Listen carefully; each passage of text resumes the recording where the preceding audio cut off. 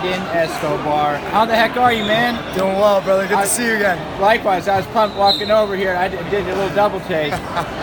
You're out here coaching some elementary, middle school kids?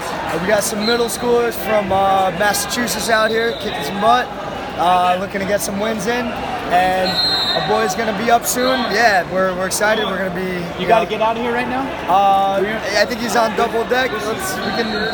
We can. All right, let's do it. Let's do it then. All right, so you're in New York. You're traveling up. You know, you said 5-hour bus ride to go train with these guys. Why is it important for you to be up there in Massachusetts? You know, I started training the two brothers back in like 2014 when I left from the Olympic committee to start doing MMA and stuff, and they really helped me. They started sponsoring me as far as training costs and being able to go out to California to train and start fighting. So when Joe had called me to go back up and work with his boys, I was like, definitely, dude. You know, let me get up there and start working with them. And you know, I got in contact with the guys from Hingham. And you know, now I'm up there and I help out whenever I can. Cool, man. Glad to see you around wrestling. So you're not competing in wrestling anymore, right? So I'm going to be at the New York Athletic Club at the Bill Farrell Memorial next month. Oh, nice. So are you pumped? I'm pumped, and I'm ready to get out there. I've been training, so let's see what happens. You think any of your MMA stuff is gonna help your wrestling? I really believe that the combination of the MMA, the jiu-jitsu is really starting to give me a different outlook on wrestling, and just looking at it from a different angle, the perspectives and just the positioning can help out with wrestling for sure. You told me you're getting into jiu-jitsu and you're learning there. How's that going, and what's the same and what's different? Oh wow, it's like, all right, so I'm training with some of the best guys out in New York, you know, a bunch of Renzo Gracie black belts and just some studs out there. And to be honest, it's a difference of, you know, not just that forward pressure all the time, it's not, you know, different angle pressures, learning how to set up barriers, take away barriers. There's just such a different way of looking at wrestling where, to be honest, there's a lot of wrestlers that do jiu-jitsu that just don't tell anybody they do jiu-jitsu, and that's why they're really good. But I got them now. Now I know why. Nice. How's you competing? How's you fighting? Oh, it's been great. To be honest, this is why I took this time now to start doing the jiu-jitsu, because with the fighting, the wrestling helps out so much. Just having that mentality of being a brawler and going out there and fighting.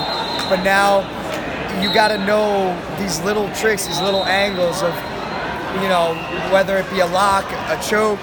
You know, you have to be able to, you know, assess a lot of situations where you got to be like, whoa, this is a bad scenario. Either I got to tap or it's going to break, or you know, and just be able to get those feels when you're stepping into a trap, and you know, knowing when you're in a comfortable place where, you know, if you go into it not knowing what it is, you can end up getting very hurt. So I got very lucky, very blessed, having 12 fights, literally not training any wrestling, not training any jiu-jitsu at all, to now taking some time. It's been about a year now since my last fight, and just strict jiu-jitsu, of course some wrestling, and looking to get back in the cage. You've got 12 fights already? I got 12 When did fights. you start? I remember, but what was the time frame? So I saw you at the World Championships 2013 from Budapest. That was the last time we saw each other. And then from there was 2014. I backed off from wrestling a little bit. I moved out to California, and I did 10 fights in about 9 months, I want to say. What? Yeah, so I was unheard of. back to back. I was not at a fighting gym, so it was hard for me to get sparring partners. Being that I'm from New York, a lot of people were very hesitant to bring me into their gyms or even just to train with me. It was always a conflict of interest. So at the end of the day, it came out to me being like, you know what then, let me jump into the cage and get the real feel if I really want to do this or not. And just did it. I've never heard of 10 fights in 9 months. Yeah, I don't recommend it. Yeah. I don't recommend it, but yeah, it was pretty wild. It was a good time, though. So what do you get out of coaching? I mean, I know you said you're helping those guys out. They do a lot for you, but I know you love it. I do. I really think that, you know, giving back is one thing. It's also being able to see from a different perspective, you know, the coach's perspective, where you see something different, the fans see something different, the coach sees something different, the athlete sees something different. So now I'm trying to combine all that together, and now I'm bringing also the jiu-jitsu, the the striking, the everything. And I believe that if you can put together as much grappling, as much martial art into your repertoire, you'll be able to have an advantage over people that don't. Nice. You having fun? I'm having so much fun, brother. When's your next fight? My next fight, I'm trying to have one very soon. I've been having a tough time. People have been pulling out when they hear that I'm a wrestler, that I'm finally learning jiu-jitsu, so maybe we'll trick somebody into taking a fight with me soon. Nice, you'll have to let me know. Here's the last thing I'm asking everybody again about just your thoughts on adversity. You can take it any direction, give me an experience or what it does to a person. Man, adversity. I don't know anybody that hasn't grown from it, who hasn't, any champion that hasn't had some form of adversity in their life. It's, it's the obstacles that we got to have in life that, you either back out, you shy out, and then you don't grow, or you take on what challenges you have ahead of you and you become the person you have to be.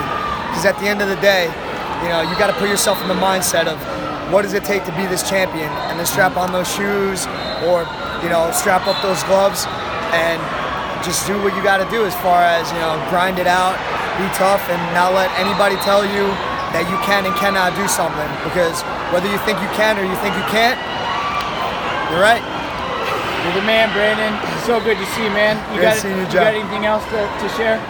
Yeah, just, we're at Super 32. Everyone's grinding it out and doing what they can, kicking some butt. Stay focused, everybody. At this point, at this level, man, you got national champions, returning guys that have won this countless amounts of time that come here and don't even place. It comes down to the mentality, having a strategy, looking at footage, coming in here having a positive mentality. When you're doing this, remember why you do this. You love this, you love it. The sport is something that drew you in.